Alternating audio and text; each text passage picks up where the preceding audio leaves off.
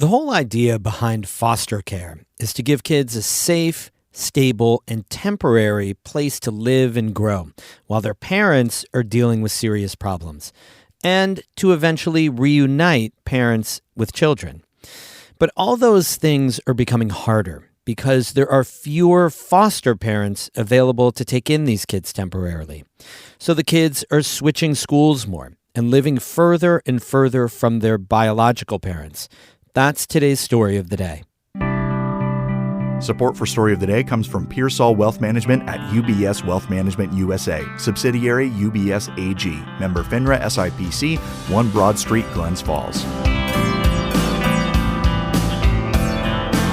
Hey, I'm David Sommerstein. It's Monday, February 12th. First up, it's been a tumultuous year for SUNY Potsdam. The State College in St. Lawrence County has seen a dramatic decline in student enrollment over the last decade, and it's made significant cuts over the last 6 months.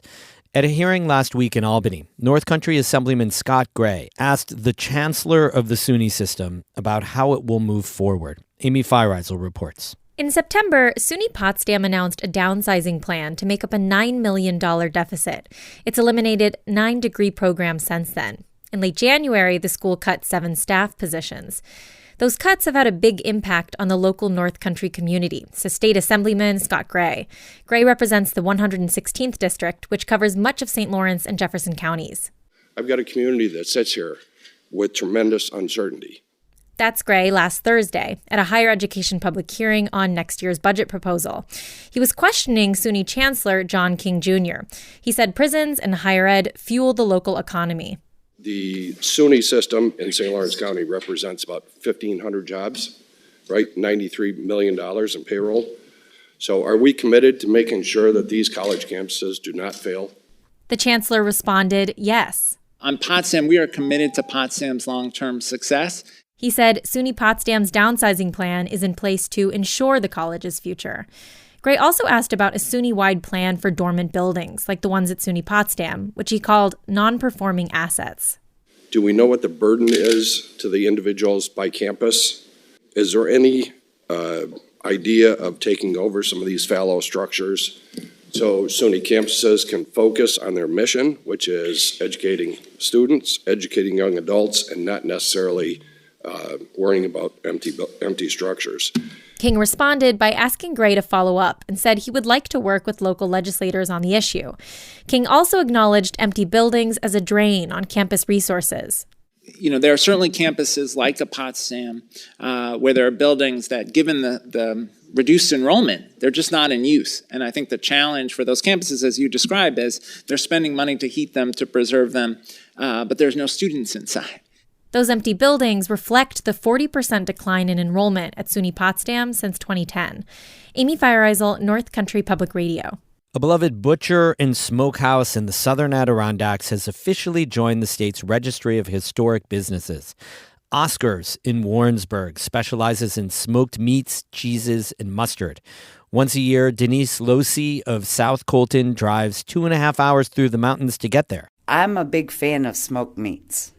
And in my opinion, Oscars is the best. Losi also makes her own smoked meats at home, but she says Oscars is worth the yearly trip so she can stock up on her favorite things. Either the bacon or the smoked pork chops, which are, they're awesome. Oscars was founded in 1943 by Oscar and Edith Quintal, a husband and wife who'd immigrated from Canada. They started out in the town's music hall, but that burned down in 1945. Oscar Quintal built a new smokehouse, but that burned down in 2009. The business reopened with a new building a year later, and it's still owned and operated by the Quintal family.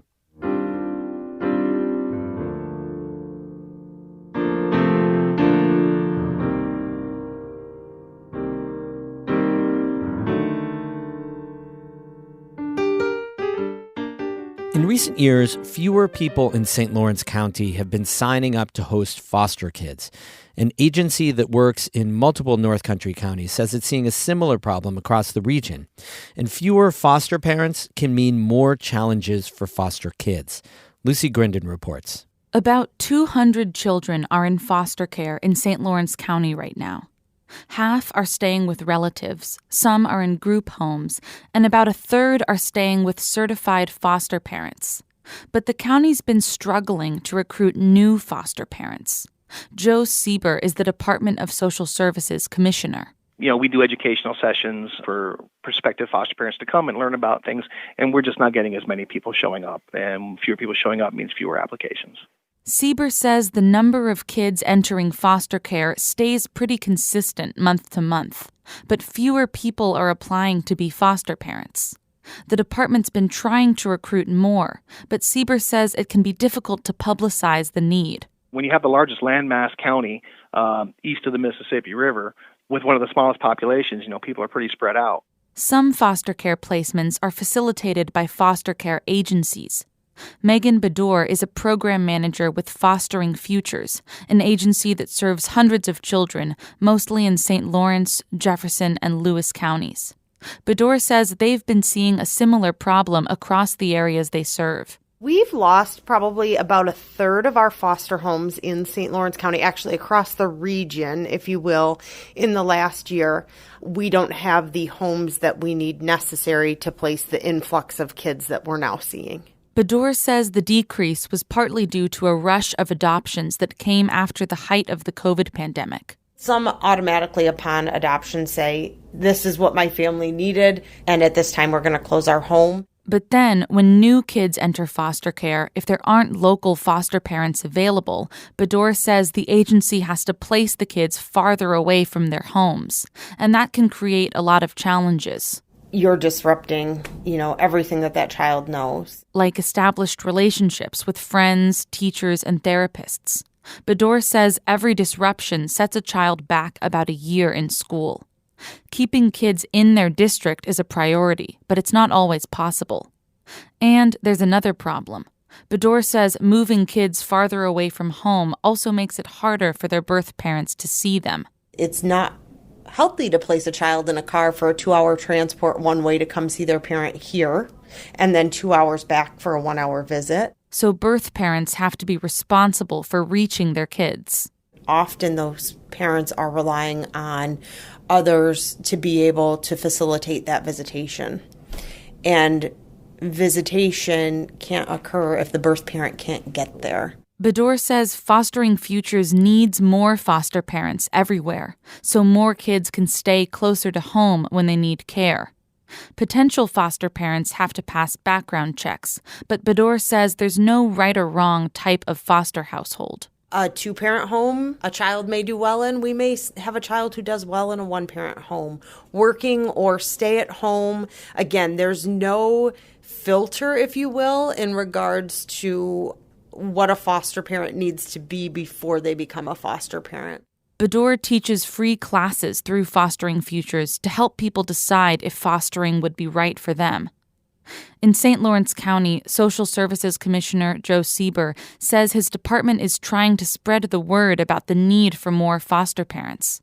Since 2022, they've opened satellite offices in Gouverneur and Messina, mostly to make their services more accessible, but also to communicate better with different small communities. Part of the reason that I'm working on decentralizing some of our services here and getting some of our staff out into the farther reaches of the county is to be able to get word out about issues like that and try to recruit some potential foster homes across the county in areas that maybe we haven't been as successful.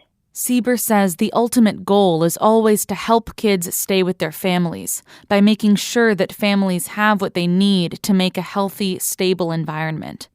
To that end, the county has had success in reducing the overall number of kids in foster care in the past 2 years by about 100. Lucy Grindon, North Country Public Radio. We have more news all the time on our website, ncpr.org. Music today by B. Children of Canton and Matt Bullwinkle of Potsdam. All of the music you hear on Story of the Day comes from NCPR's Underscore project. Go to ncpr.org/underscore to learn more. I'm David Sommerstein, North Country Public Radio.